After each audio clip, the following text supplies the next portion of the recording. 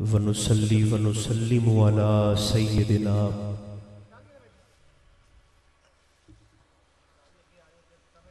हबीबना व शफीना मौलाना व मलजना व मअवाना मुहम्मदिन रसूलिहिन नबिय्यिल करीमिल अमीनिल मकीनिल हनीनिर रऊफिर रहीम व अला आलिहि त्वय्यबीन अत्ताहिरीन व अला साहबिही अजमईन अम्मा बअद फ़अऊज़ु बिल्लाहि मिनश शैतानिर रजीम बिस्मिल्लाहिर रहमानिर रहीम वल्लाहु व रसूलुहु अहक्कु अन युर्दूहु सदक़ल्लाहु मौलानल अज़ीम। जो दोस्त ज़हनी तौर पर महफ़िल में हाज़िर हैं, भरपूर अदब के साथ दरूद व सलाम पढ़िए। अस्सलातु वस्सलामु अलैका या रसूल अल्लाह, अस्सलातु वस्सलामु अलैका या हबीब अल्लाह, अस्सलातु वस्सलामु अलैका या रहमतन लिल आलमीन व अला आलिका व अस्हाबिका सय्यदी या शफ़ीअल मुज़निबीन। अल्लाह तबारक व तआला जल्ल मजदुहुल अज़ीम की हम्द व सना हुजूर नबी मोहतरम रसूल मोहतशम रहमत आलम सल्लल्लाहु अलैहि व आलिहि व बारका वसल्लमा की ज़ाते बेकस पनाह पे बेशुमार हदियाए दरूद व सलाम के बाद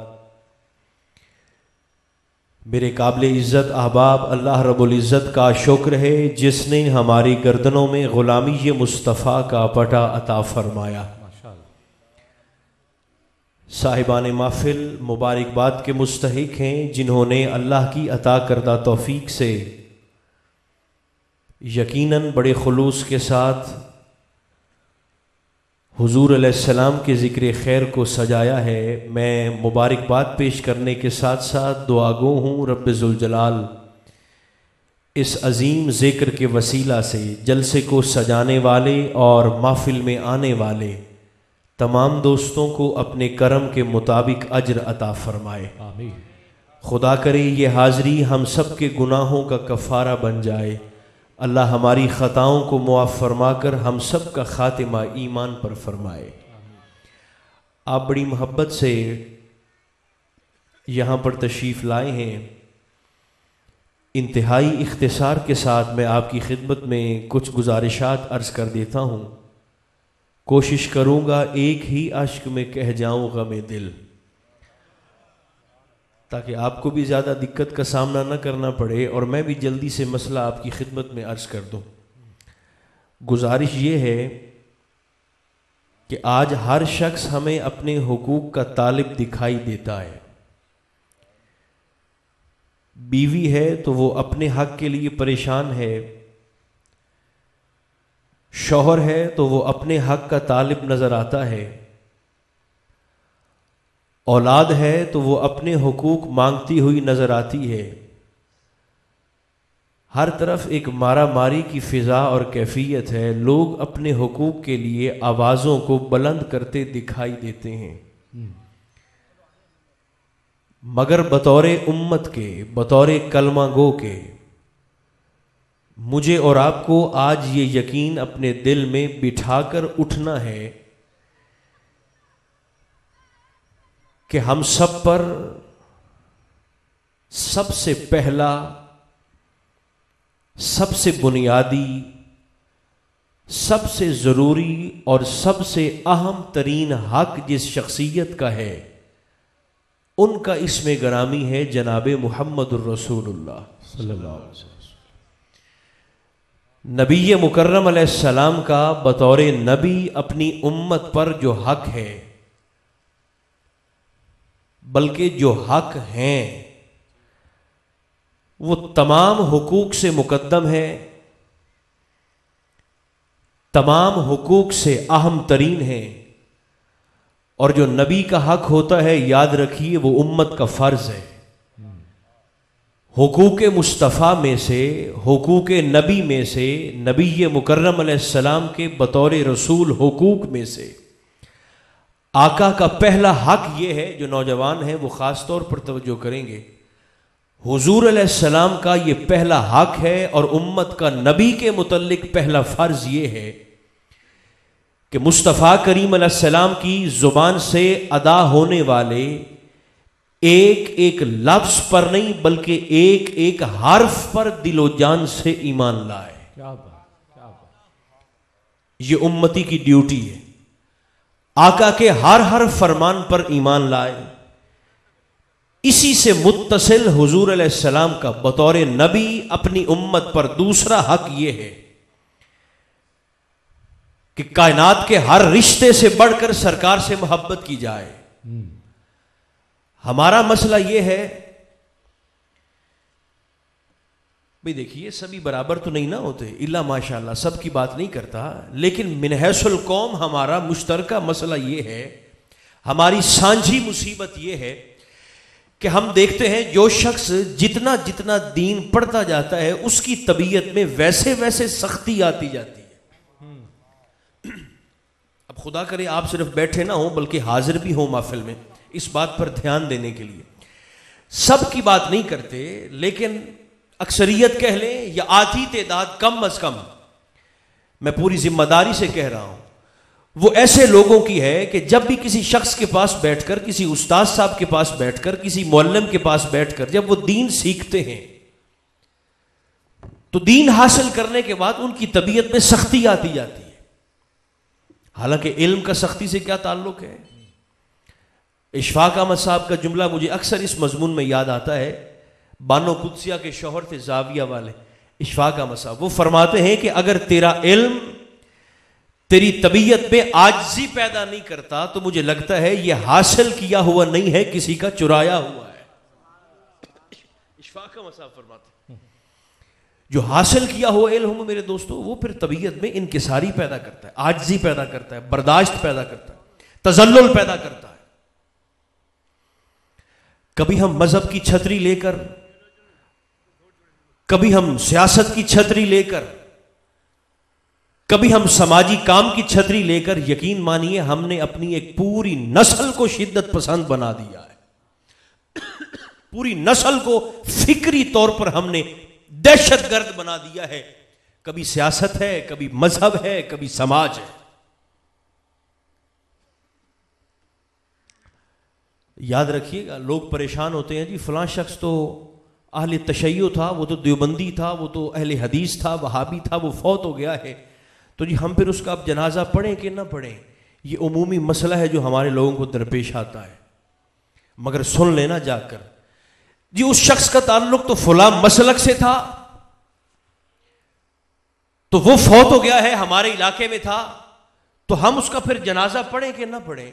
और जो लोग जनाजा पढ़ लेते हैं वो फिर बाद में सवाल करते हैं टेलीफोन करके कि जी हमने उसका जनाजा पढ़ लिया है, तो फिर हम क्या अपना निकाह दोबारा से पढ़ें? जो बोलने की सलाहियत और ताकत रखते हैं वो जरा बोलकर बताएं मसला ऐसा है या नहीं है जी, जो दरपेश होता है लोगों को।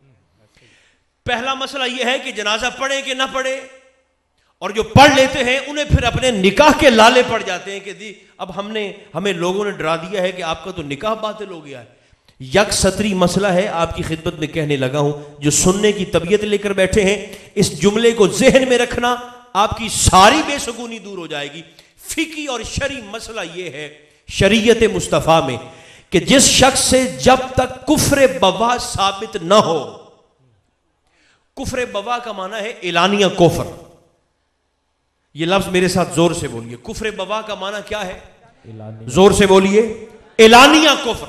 जब तक उसके कुफ्र पर कोई दूसरा गवाह मौजूद ना हो, इधर देखना, एलानिया कुफ्र जब तक किसी शख्स से साबित ना हो, उसके साथ मुसाफा करने में, उसके साथ खाना खाने में, उसका जनाजा पढ़ने में, उसके साथ निकाह करने में शरई तौर पर कोई कबाहत नहीं है रत्ती बराबर भी। इधर देखना, चाहे वो यहां हाथ बांधकर नमाज पढ़ता हो, चाहे वो यहां हाथ बांधकर नमाज पढ़ता हो, चाहे हाथ छोड़कर नमाज पढ़ता हो, चाहे 10 मिनट पहले अफ्तार करता हो, 10 मिनट बाद में अफ्तार करता हो, याद रखिएगा जिस शख्स से कुफ्र बवा साबित न हो, मुस्तफा की हदीस मुबारक है, बुखारी और मुस्लिम की मुत्तफक अलैह हदीस मुबारक है। आका ने फरमाया जब एक शख्स किसी दूसरे को काफिर कहता है तो हुजूर ने फरमाया उन दोनों में से एक शख्स जरूर काफिर हो जाता है, या वो अगला काफिर हो जाएगा अगर उसमें कुफ्र पाया गया, और अगर उसमें कुफ्र ना पाया गया तो हुजूर फरमाते हैं बिस्मिल्लाह, सरकार फरमाते हैं कुफ्र फिर पलट के वापस आएगा और ये कहने वाला खुद फिर दायरा ईमान से निकल जाएगा। ये इसलिए इतना हसास मसला है, बिस्मिल्लाह, इतना हसास मसला है किसी को दायरा ईमान से बिस्मिल्लाह खारिज करना और निकाल देना, बिस्मिल्लाह। ये बात ज़हन में रखिएगा। लिहाजा मेरा ख्याल है ये कुछ कुछ बेसुकूनी अब दूर हो जानी चाहिए अगर ये मसला आपके ज़हन में आ गया हो कि जिस शख्स से कुफ्र बवा साबित ना हो। मगर हमारी मुसीबत ये है हम तो दूसरों की नीयतों के ठेकेदार बन जाते हैं। एक हदीस पाक मैं आपको सुना देता हूं। मैदान जंग में एक सहाबी रसूल का काफिर से मुकाबला हुआ, दू बदू लड़ाई थी काफिर से। सहाबी रसूल ने उस काफिर को जमीन पे गिराया और खुद सीने पे चढ़ के बैठ गए। अच्छा, करीब था कि उस सहाबी की तलवार, उसका नेजा, उसका खंजर, उसका हथियार उस काफिर के सीने में पेवस्त हो जाता, मगर उसने क्या किया, उसने नीचे जमीन पर लेटे लेटे जल्दी से अपनी जुबान से ला इलाहा इल्लल्लाहु मुहम्मदुर रसूलुल्लाह पढ़ लिया। अच्छा, उस शख्स ने जो जमीन जो नीचे लेटा है, जिसकी छाती पर वो चढ़ के बैठे हैं हुजूर के सहाबी, अच्छा कलमा तौहीद पढ़ा, मगर फिर भी सहाबी रसूल ने वो खंजर उनके सीने में घोंप दिया। किस्सा तमाम हो गया, खबर हुजूर तक पहुंची। सरकार दो आलम अलैहिस्सलाम ने बुलवा लिया, हुजूर हुक्म फरमाइए। सरकार ने सहाबी से मुखातिब होकर कहा, हुजूर ने फरमाया ये मैं क्या सुनता हूं कि तेरे मुकाबले में एक शख्स आया था, तूने उसको जमीन पर गिरा लिया था और कत्ल करने से पहले मुझे पता चला है कि उसने कलमा तौहीद पढ़ा है और तूने फिर भी उसके सीने में खंजर उतारा है। बताओ ये ऐसा ही है? क्योंकि सच्चे लोग थे हुजूर के सहाबा। अर्ज किया, हुजूर बात तो ऐसी है, लेकिन आका मैं कहना चाहता हूं कि उस शख्स ने कलमा इस नीयत से पढ़ा था कि मैं मौत से बच जाऊंगा। जागते रहना, कलमा इस नीयत से पढ़ा है उसने, जिसके सीने के अंदर मैंने तलवार उतारी है, कि मैं मौत से बच जाऊंगा। चेहरा मुस्तफा पर जलाल की सुर्खी आई। बल्कि जो साहिबान ज़ौक़ बैठे हैं, मैं अपना ज़ौक़ पूरा करने के लिए जुमला बदल देता हूं, चेहराए जुल जलाल पर जलाल की सुर्खी आई मुस्तफा करीम अलैहिस्सलाम के चेहरे। हुजूर उसकी तो नीयत यह थी कि मैं मौत से बच जाऊंगा, इसलिए कलमा पढ़ लिया। तो सरकार दो आलम अलैहिस्सलाम ने जलाल से उसे मुखातिब होकर फरमाया, हुजूर ने फरमाया तूने उसका दिल चीर कर उसकी नीयत को कैसे देख लिया था? फरमाया तेरे पास लोगों की नीयत को जांचने का पैमाना कौन सा है? हमारी मुसीबत यह है कि हम फिर लोगों की नीयतों के ठेकेदार बन जाते हैं ना। याद रखिएगा, इसलिए मेरे भाइयों जो पढ़े लिखे दोस्त बैठे हो, शरीयत का फतवा भी इसीलिए जाहिर पर होता है। बोलिए किस पर होता है? गल थोड़ी जी मेरे ख्याल औखी हो गई है, थोड़े ज़ौक़ तो हट गई है, लेकिन ये खास बात है मेरे भाइयों, शरीयत का फतवा भी जाहिर पर होता है। किसी की नीयत, किसी की बातिन में क्या है, इसका ठेका और जिम्मा मेरे और आपके सपुर्द नहीं है। ये याद रखना, अपनी तबीयतों में बर्दाश्त पैदा कीजिए। अब चूंकि मैं हुकूक की बात कर रहा हूं, तो ये रजब शरीफ का महीना है, तो मुस्तफ़ा के साथ साथ याद रखिएगा मुझ पर और आप पर बतौर मोमिन अली मुर्तज़ा का भी हक है। क्या बात है, क्या बात, जोर से बोलिए तो सही जो बोल सकते हैं। सुभान अल्लाह। जनाबे अली मुर्तज़ा का भी हक है। नफ्स रसूल भी हैं, ज़ौजे बतूल भी हैं, मौलूद काबा भी हैं, सरकार मौला अली शेर खुदा। ईमान और निफाक के माबैन हद फासिल को अली कहते हैं। बल्कि जो और अच्छी तबीयत रखने वाले हैं उनकी खिदमत में कहने लगा हूं, सिर्फ ईमान और निफाक के माबैन हद फासिल को अली नहीं कहते, बल्कि हर जमाने में मुनाफिकत की मौत का दूसरा नाम जिक्र अली। अल्लाह, नारे तकबीर, नारे रिसालत, उठाइए अब जरा दोनों हाथ, नारे हैदरी, नारा हैदरी। क्या बात, क्या बात।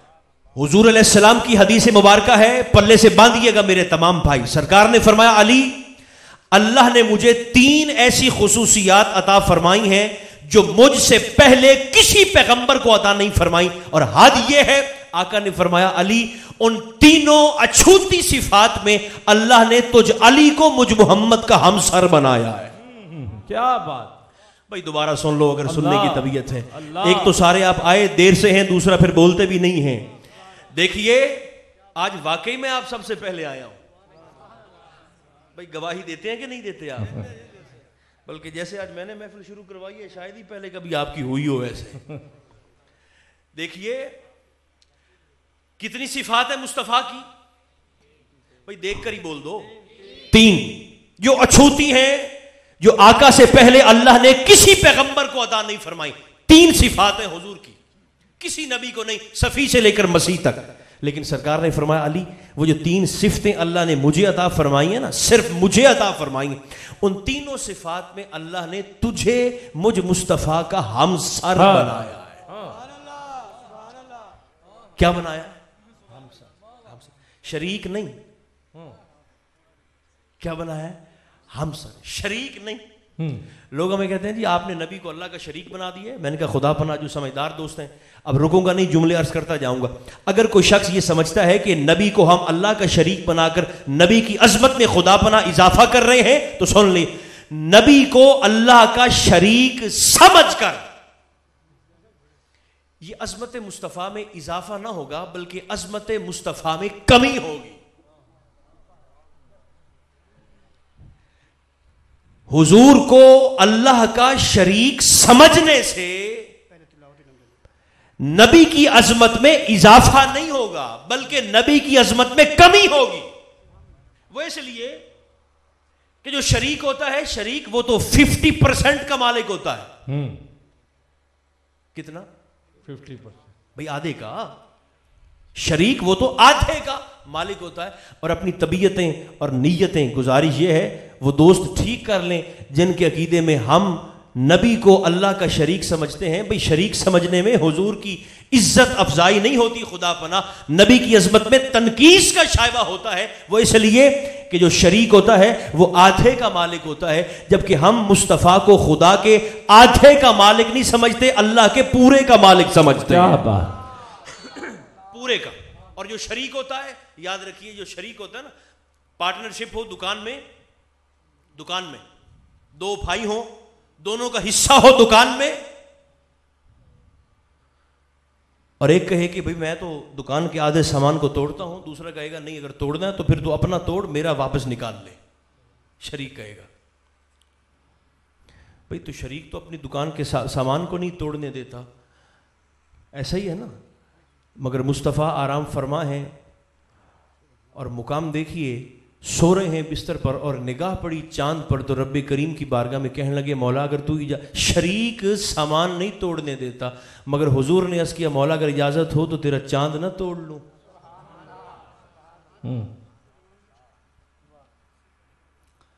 हबीब तोड़ ले।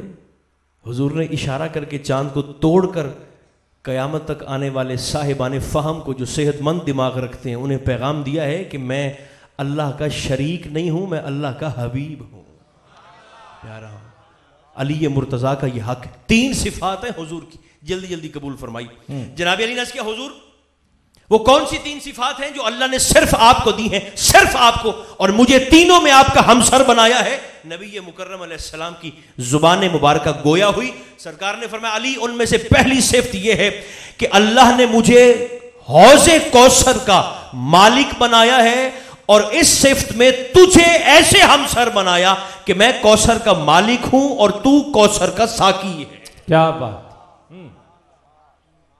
मैं मालिक कौसर हूं, तू साकी कौसर है। साकी दा माना पिवावण वाला। मैं हौज़े कौसर का मालिक हूं और अली तू हौज़े कौसर का साकी है। एक हुजूर, दूसरी सिफत सरकार ने फरमाया, दूसरी सिफत मेरी यह है कि मैं मालिके अलम हूं। अलम का माना झंडा। बोलिए क्या माना है? झंडा। जोर से बोलेंगे तो अच्छा लगेगा। झंडा। मैं मालिक अलम हूं और अली तू साहिबे अलम है।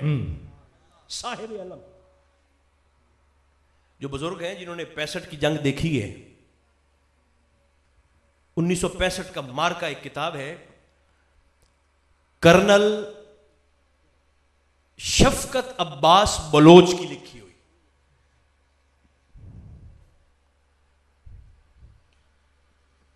बात बड़ी अच्छी ज़हन में आ गई, अर्ज करने लगा हूं।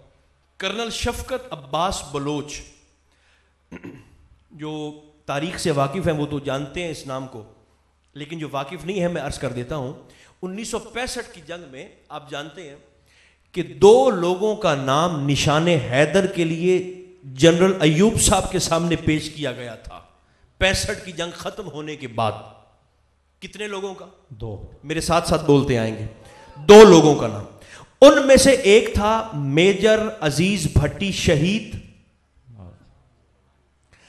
और दूसरे का नाम था यही कर्नल शफकत अब्बास बलोच गाजी। मेजर अजीज भट्टी शहीद हो गए थे लड़ते लड़ते, और यह कर्नल शफकत अब्बास बलोच साहब 17 दिन तक ये लड़ते रहे, 17 दिन तक, मगर शहीद ना हुए। भारतीय फौज को भागना पड़ा, गाजी हो गए। इन दोनों का नाम, बल्कि इन्होंने अपनी किताब में लिखा है कि मुझसे किसी सहाफी ने इंटरव्यू करते हुए सवाल पूछा कि भारतीय फौज की तादाद इतनी कसीर थी 65 की जंग में, और आप बिल्कुल मुट्ठी भर थे, 12, 14, 17 साथी थे, तो आप 17 दिन तक लड़ते रहे हैं बॉर्डर पर, और हिंदुस्तान की फौज 1 इंच भी आगे नहीं आ सकती। अली को जहन में रखना,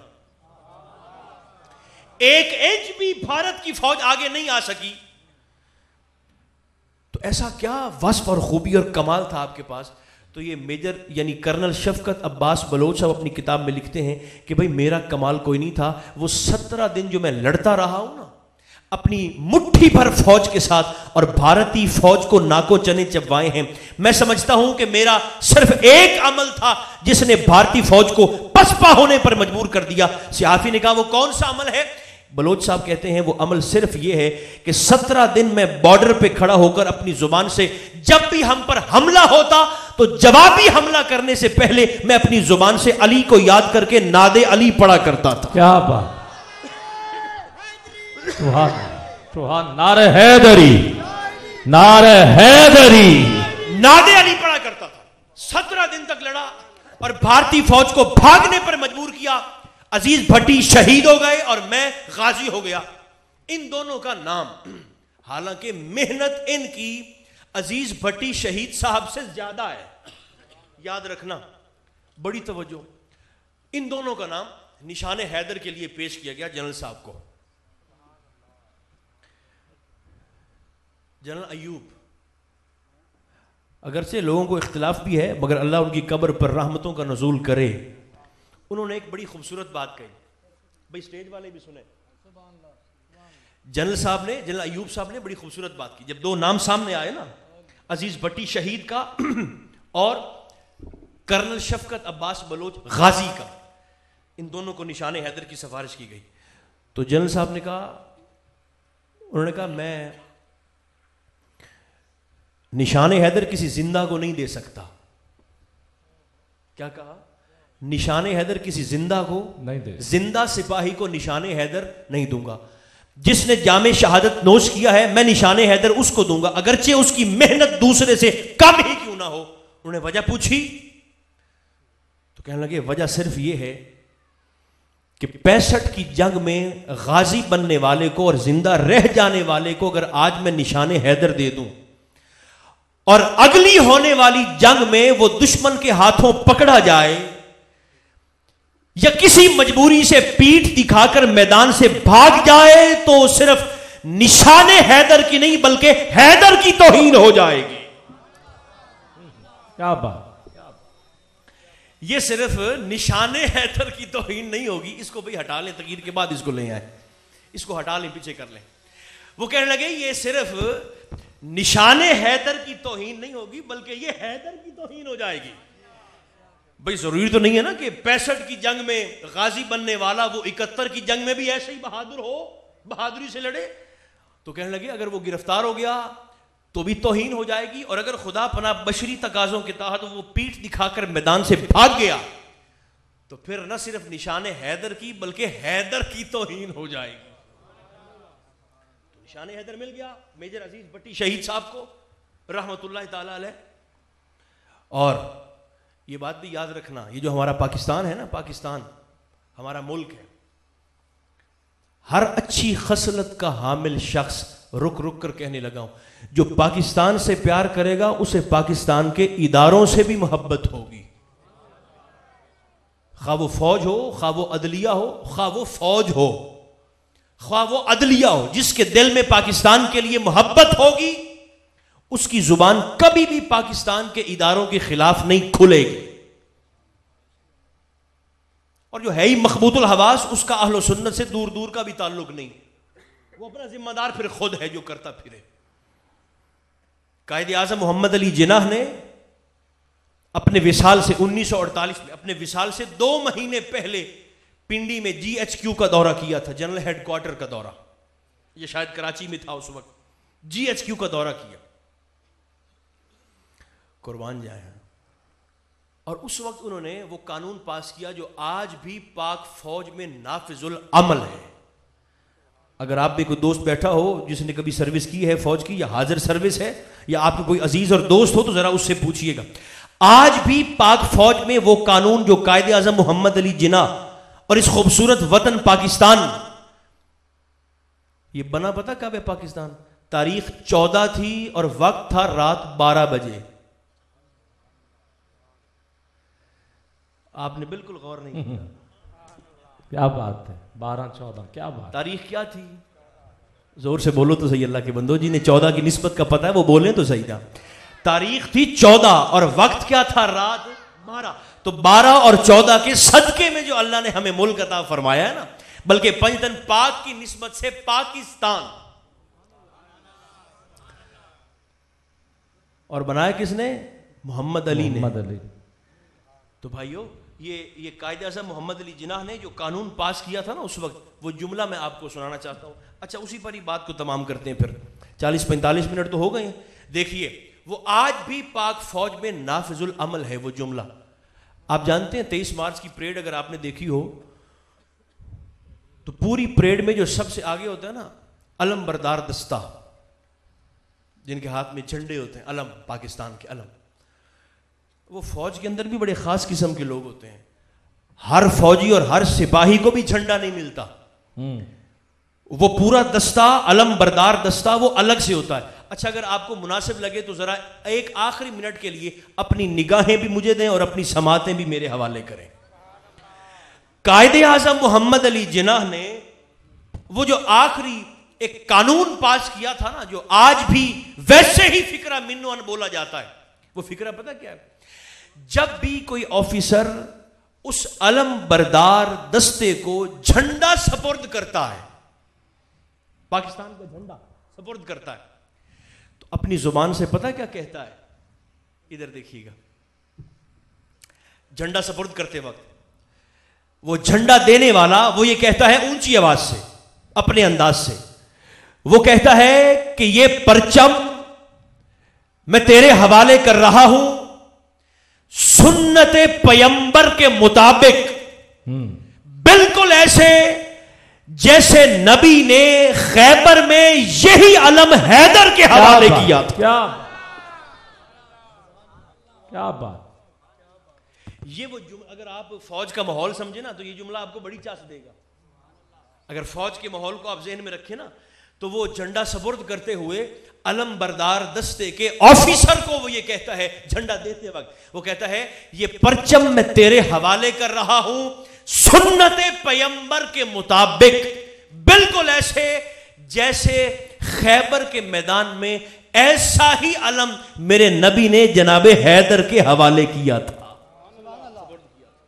तो मेरे भाइयों याद रखना, रजब शरीफ का महीना है, सरकार मौला अली शेर, जैसे और दूसरे हुकूक याद रखते हो ना, मौला अली शेर खुदा के हक को भी याद रखना।